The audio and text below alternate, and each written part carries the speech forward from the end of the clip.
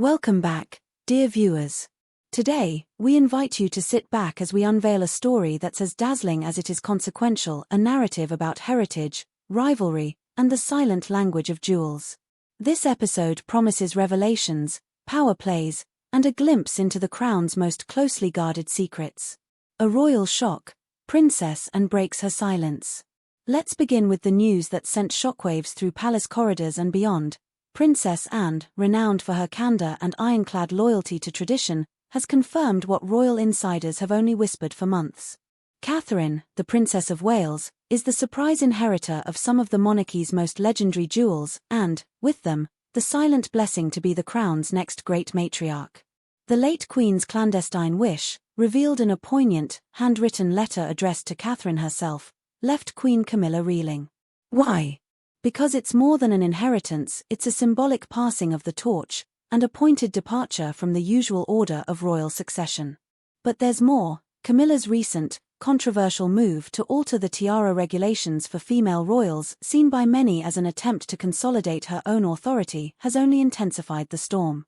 As palace watchers speculate and society journalists rush to uncover the true meaning behind these jewel-laden machinations, a deeper narrative emerges, one of legacy, merit, and the careful choreography that defines the British monarchy.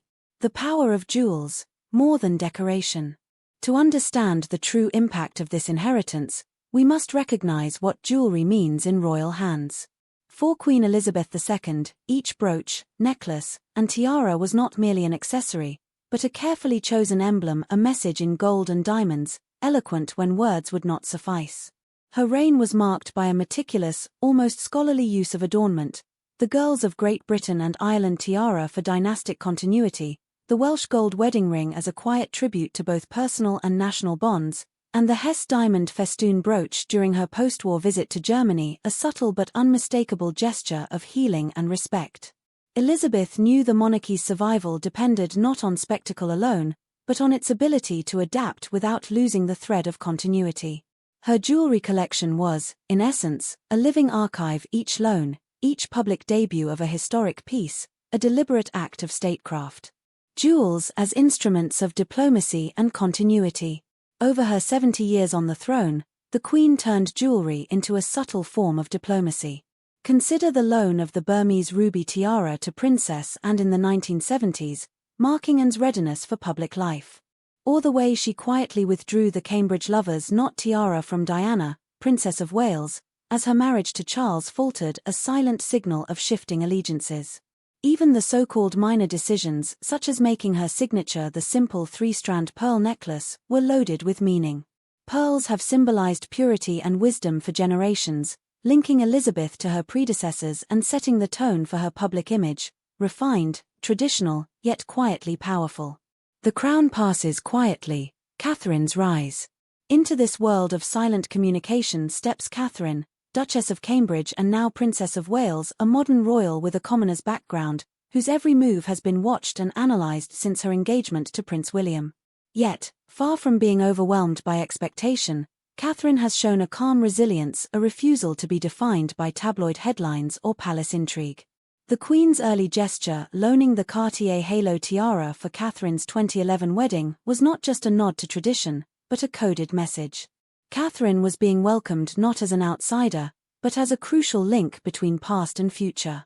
With its intricate scrollwork and nearly 1,000 diamonds, the tiara was both a symbol of youthful grace and an emblem of monarchical might, first commissioned for Queen Elizabeth, the future Queen Mother, in the 1930s and passed from generation to generation as a quiet sign of trust. As Catherine's royal journey continued, her access to Elizabeth's private jewel vault expanded, a privilege denied to many before her. Wearing the Queen's Hyderabad necklace at a National Portrait Gallery gala or the Greville chandelier earrings at a Jordanian royal wedding, Catherine demonstrated both her respect for tradition and her instinct for modern relevance. Each appearance was a signal, carefully orchestrated but never overbearing. Here was the future Queen, not just preserving history, but writing its next chapter. Princess Anne, the trusted confidant. It's no surprise, then, that Princess Anne, perhaps the Queen's closest confidant, a woman celebrated for her blunt honesty and unflagging sense of duty, was chosen to make the news public. In a rare but pointed interview, and shared that her mother had personally chosen Catherine to inherit some of her most iconic pieces. This was not mere sentimentality. It was the result of years of observation, a recognition that Catherine, through her comportment and devotion, had embodied the best of the monarchy's values: service, steadiness, and grace under pressure. Anne's revelation came at a time of flux, as King Charles III seeks to reshape the monarchy in a new era and younger royals step forward. With the passing of the Queen, the question of how and by whom the monarchy's spirit would be sustained became more pressing than ever. Anne's words made clear that for Elizabeth, the jewels were more than heirlooms. They were instructions for the future, intended for a successor who had already shown herself worthy, not simply by birth but by action. The silent meaning of a tiara. Let's pause to appreciate the symbolism of the Cartier halo tiara. Commissioned by King George VI and presented to Elizabeth on her 18th birthday, it is more than just an exquisite piece of craftsmanship. It is a symbol of coming of age, of readiness to shoulder the burdens and privileges of royalty. That the Queen wore it sparingly and lent it only at moments of transition emphasizes its significance.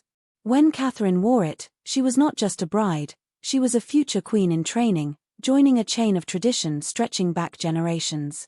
And the tiara is only one piece. The Nizam of Hyderabad necklace, a diplomatic treasure from a former Indian prince, the Greville earrings, a gift from a philanthropic socialite, the Queen Mother's brooch, each has a story, each confers legitimacy and a silent expectation of duty. Jewelry as diplomacy, Catherine's modern touch. Catherine, to her credit, has understood and amplified the diplomatic power of these pieces. She wears them not only at state banquets, but at charity events and cultural galas, always choosing jewels that speak to the occasion and the audience. The Welsh dragon brooch for a visit to Wales, the Queen's brooch at Remembrance Day, the Hyderabad necklace at a celebration of British heritage. In each instance, Catherine communicates loyalty, respect, and continuity without uttering a word. Her approach has been described by historians as a kind of quiet diplomacy, an ability to bridge the old and the new, keeping the monarchy relevant even as the world changes at breathtaking speed.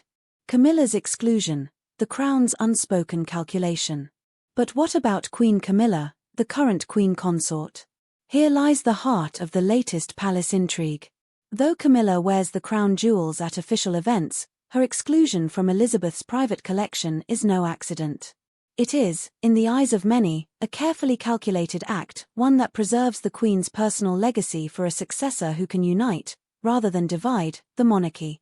Camilla's path to the throne has been marked by controversy and resilience, but also by public skepticism. The late Queen was a master strategist. She understood that her jewels, soaked in history and meaning, were best entrusted to one whose public image and private conduct both embodied stability. Catherine's growing popularity, her dedication, and her ability to adapt without scandal made her the obvious choice. The future, a new era of symbolism and duty. What does all this mean for the future of the monarchy? As Catherine prepares to become queen consort, perhaps sooner than many anticipate, she stands ready to define not only her own legacy, but the visual and emotional character of a new royal age. Each time she appears in these storied jewels, she affirms her place in the royal lineage and quietly reminds the public of the monarchy's enduring values: tradition, responsibility, and continuity. It is widely anticipated that Catherine will revive many of the Queen's most iconic pieces: the Cartier halo tiara at a future coronation, the Nizam of Hyderabad necklace at a major state banquet, the Greville chandelier earrings as a staple of her royal wardrobe. In each appearance, she will be both custodian and innovator, carrying the past into the future with elegance and authority. A living heritage, what the jewels represent. But more than glittering stones or dazzling diamonds, these jewels represent a living heritage, a commitment to duty, to country, to the careful stewardship of history. As Catherine takes on more public roles, the world will watch closely. Every necklace, every tiara, every brooch will be scrutinized not just for its beauty, but for what it means. In her hands, the legacy of Queen Elizabeth II is both preserved and transformed. Each appearance is a reassurance to the public that, amid uncertainty and change, some things remain: duty, tradition, and the quiet strength that has defined the crown for centuries. What do you think, viewers? Was the Queen's decision to entrust her jewels to Catherine a masterstroke of royal strategy, or simply a grandmother's heartfelt gesture? Does Camilla's exclusion reflect deeper currents in the royal family, or is it just the result of circumstance? Share your thoughts in the comments below. We love to hear your perspectives on these unfolding royal dramas. Don't forget to like this video if you enjoyed our deep dive, subscribe for more exclusive updates and analysis, and ring that bell so you're first to know when the next chapter in the royal saga unfolds. Thank you for joining us for this glittering journey through history, intrigue, and inheritance. Until next time, may your days be as sparkling as the Queen's diamonds, and your future as bright as the crown's enduring legacy.